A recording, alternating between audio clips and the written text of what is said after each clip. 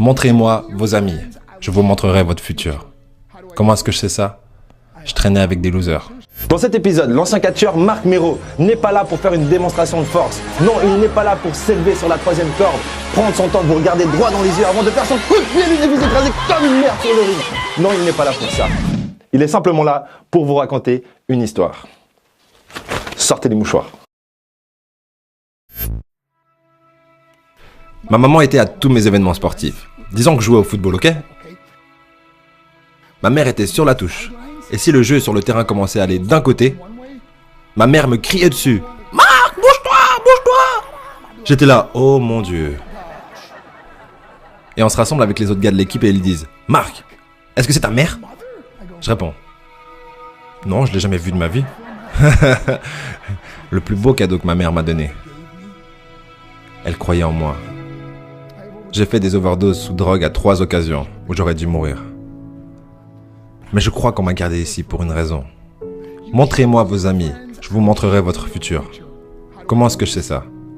Je traînais avec des losers et je suis devenu le plus gros loser parmi eux parce que j'ai abandonné absolument tout, ce dont je rêvais quand j'étais un petit garçon.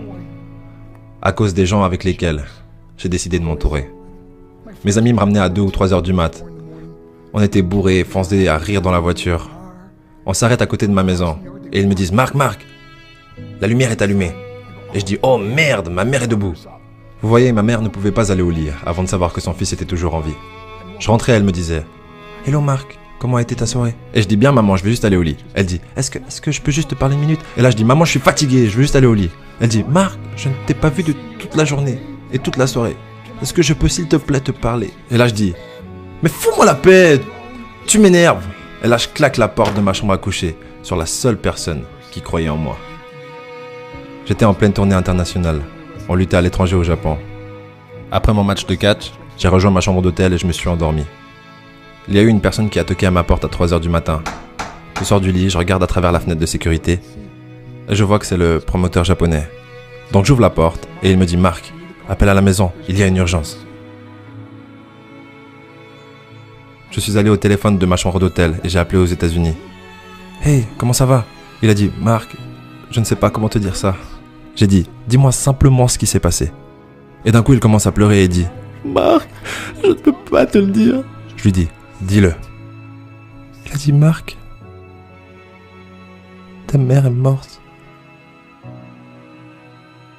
J'ai posé le téléphone, j'ai couru pour sortir de ma chambre d'hôtel. J'ai pris l'ascenseur jusqu'à l'entrée. Et quand les portes sont ouvertes, j'ai juste couru dans la rue. Je veux dire, il n'y avait pas de voiture, il n'y avait pas de gens, c'était 3 heures du matin. Et je marchais au milieu de la rue, à Hiroshima, au Japon. Et je me rappelle regarder en l'air en disant « Maman, je suis tellement désolé. » J'ai pris l'avion pour ses funérailles. J'étais tellement nerveux de devoir marcher jusqu'à son cercueil, alors je suis resté dans le fond. Et je continuais à regarder à distance, et je n'arrêtais pas de penser « Maman, s'il te plaît, réveille-toi. S'il te plaît, lève-toi. » Et j'ai finalement eu le courage de marcher jusqu'à elle.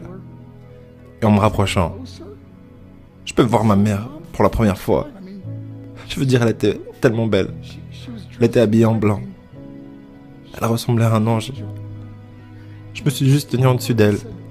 J'ai dit « Maman, tu es mon héros. Tout ce que je suis, tout ce que j'espérais devenir, c'est grâce à toi. Tu m'as tellement aimé. Tu m'as donné une vie. Tu es la seule qui a cru en moi. » Comment lui retourner tout ça? En me bourrant la gueule? En me défonçant? En devenant stupide? En sortant avec des losers? Pourquoi? La seule chose qu'elle voulait faire, c'était parler avec moi. J'aimerais tellement pouvoir te parler maintenant, maman. J'aimerais tellement que tu puisses voir ce que je fais. Pourquoi n'ai-je pas pu être un meilleur fils? Nous sommes définis par nos choix. Mais si vous vous entourez de gens qui prennent des drogues, de l'alcool et des pilules, c'est un chemin sans issue. Je ne suis pas ici pour vous faire la morale. Je suis ici pour vous dire que j'ai vécu cette vie. Et ça mène au cœur brisé, aux relations brisées, aux rêves brisés et à la mort. Pourquoi? Pour la défense? Si vous avez un père ou une mère, quand vous rentrez à la maison, dites à maman que vous l'aimez. Vous voyez, toute ma vie a tourné autour de devenir riche et de célèbre. Il fallait que je devienne un millionnaire. Il fallait que je gagne la course. Je devais gagner la course aux frais de mon mariage, de ma famille, de mes amis. Pourquoi? Pour être seul dans une pièce et apprendre ce qui est réellement important. Et ceci est à quel point précieux est ce cadeau qui est la vie et nos familles et à quelle vitesse cela peut nous être pris. Vous savez, je ne vis plus le temps, je vis les moments. Vous savez, ce n'est pas ce que vous avez dans les poches qui compte, c'est ce qu'il y a dans votre cœur qui compte vraiment. L'amour. L'amour est juste un mot, jusqu'à ce que quelqu'un vienne et lui donne du sens. Vous. Je vous le cache pas, j'ai pleuré 3 fois en faisant le montage. On a tous un pote hyper sensible dans son entourage, du coup cette vidéo est sûrement faite pour lui. N'hésitez pas à lui envoyer et je vous dis au prochain épisode. Si vous ne savez pas où vous allez, ou que vous ne connaissez pas votre cible, vous n'y arriverez jamais. La vérité. Travaillez dur, dormez moins.